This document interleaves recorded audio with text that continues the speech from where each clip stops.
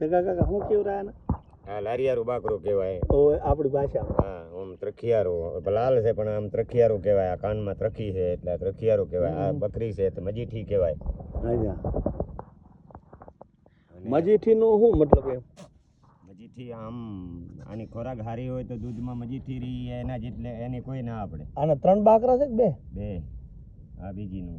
અચ્છા છે તો રૂડા રૂપારા. હા ઝાલાવાળી બકરી પછી કાઠિયાવાડી એ બધી અલગ અલગ આવે. પારકરની ખડીરની તમે ને હું ખડીરની બકરી બતાવું.